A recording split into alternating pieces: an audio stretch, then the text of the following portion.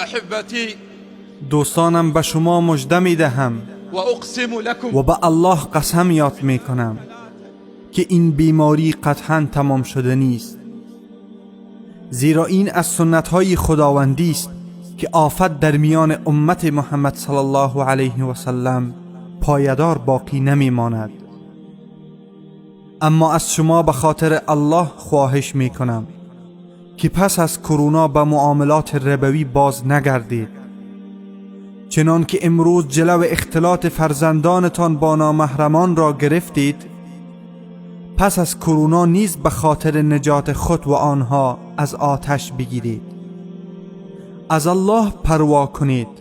اگر امروز به خاطر ترس از کرونا با نامحرمان دست نمی دهید، فردایی پس از کرونا به خاطر ترس از الله چنین کنید.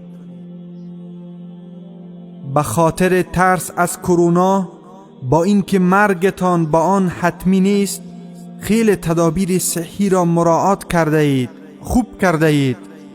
آیا سزاوار نیست که برای مرگ که حتمی است تدابیری بگیرید؟ لطفاً از کرونا بیاموزید. اشکهایی که به خاطر بسته شدن مساجد ریختید، این را بدانید که آنها در صبحهای قبل از کرونا با وجود باز بودن خالی بودند.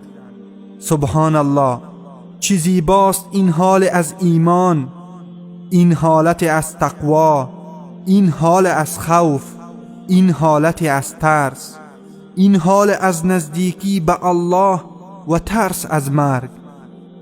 همین است بندگی. پس از کرونا در این راه ثابت قدم بمانید.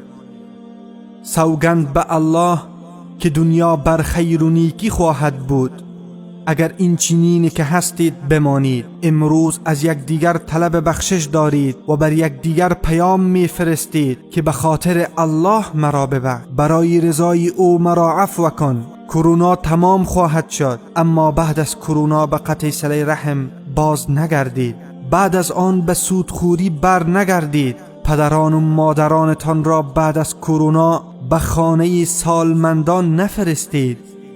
دولت‌های ابرقدرت که امروز به زانو در آمدند و به زمین خوردند، نه به خاطر بم‌های آیدروژنی است، اینها را موجودی که به چشم قابل رویت نیست چنین ساخته است. یکی از لشکرهای ناچیز پروردگار، اگر از کرونا در امان ماندید و دوباره به منکرات بازگردید، آیا مطمئن هستید که از خشم الله در امان میمانید؟ و او راست لشکرهای آسمان و زمین ارگاب بخواهد به هر وسیله شما را گرفتار نماید میتواند و شما او را عاجز ساختن نمیتوانید. پس آیا بر آنچه اکنون بران هستید باقی خواهید ماند؟ کجاست آن خبرهای فوری از به خاک و خون کشیده شدن هزاران سوری؟ کجاست آن خبرهای فوری از کشته شدن هزاران در غزه؟ کجاست آن خبرهای فوری از کشته شدن هزاران یمنی؟ کجاست آن خبرهای فوری که از مردم به خون تپیده عراق به گوش می رسید؟ تمام دنیا از ظلم و قتل ساکت شده است و آن کودک سوری که قبل از شهادتش گفته بود همه چیز را به الله خواهم گفت، حالا امروز به جهان نگاه کنید. اکنون به قاتلین و ظالمین نگاه کنید که از یک ویروس می ترسند.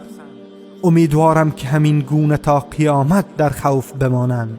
امیدوارم بعد از کرونا آن بمها و بشکه های انفجاری که بر برادران ما در سوریه سقوط می کرد دیگر ننماید.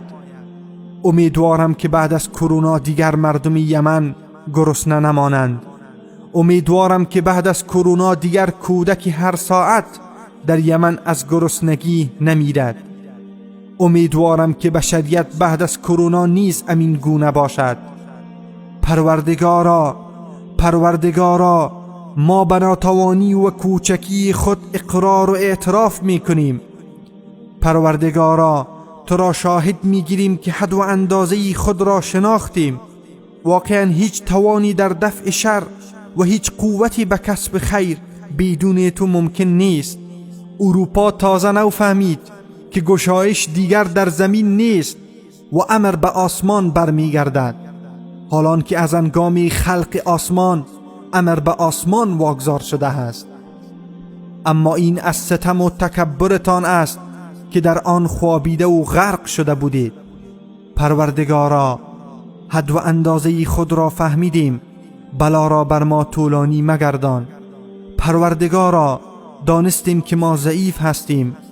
پروردگارا، فهمیدیم که ما فقیر درگاه تو هستیم. پروردگارا، دانستیم که تو جبار هستی. پروردگارا، دانستیم که تو قهار هستی و نیز ایمان داریم که تو رحمان و رحیم هستی. پس ای مهربان ترین مهربانان، ما را به خاطر گناهان ما دچار عذاب مکن. پروردگارا، آفت ما را احاطه کرده. پروردگارا، به دلیل این بیماری خانواده و دوستان را از دست دادیم. پروردگارا، در این روز مبارک از تو می خواهیم که آن را از ما دور کنی. پروردگارا، رمضان را نیار تا آنکه مساجد ما را باز نساخته باشی. پروردگارا، رمضان را میار تا آنکه به مسجد الحرام عمره کنان و لا اله الا الله گویان باز نگشته باشیم. پروردگارا، در پیشگاهت به زودی باز خواهیم گشت. گمان ما به تو این هست که تو برای ما مساجد را برخواهی گرداند. پروردگارا، ما چنین بر تو گمان داریم و تو خود فرمودی که من طبق گمان بنده هم با او رفتار می کنم. پروردگارا، گمان ما بر تو این است که ما را می گذاری که در رمضان در مسجد الحرام نماز بخوانیم. پس خداوندا، این سختی را بر ما طولانی مکن. پروردگارا، این بلا را طولانی مکن. پروردگارا، کرونا را مایه هدایت ما گردان و ما را به زندگی طبیعی ما بازگردان.